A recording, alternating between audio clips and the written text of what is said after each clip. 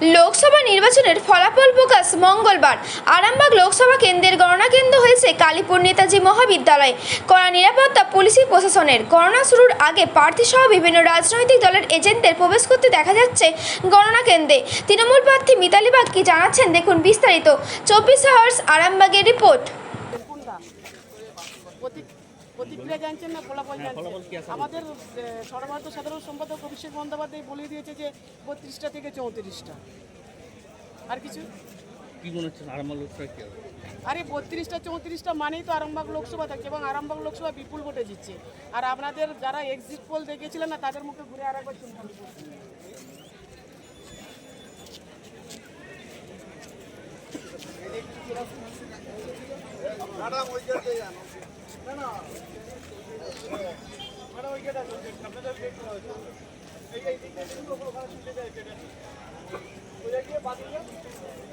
চলো দেখে একটা এখন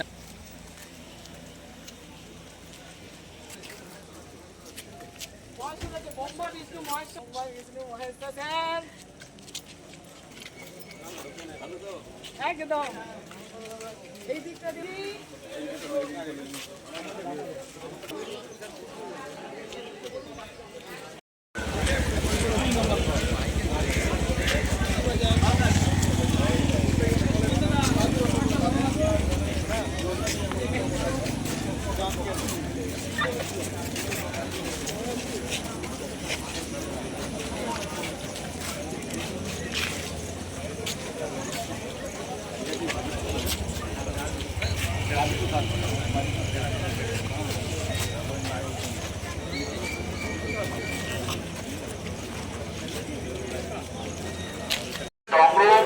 ঠিক 6:30টায় অনারেবল কাউন্টিং অবজারভারদের উপস্থিতিতে ঠিক 6:30টায় খোলা হবে।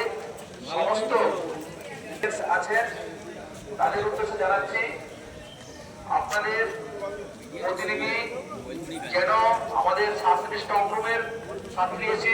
স্ট্রং রুমের সামনে কিন্তু প্রত্যেকটা স্ট্রং রুমই ওপেনিং হবে একসঙ্গে।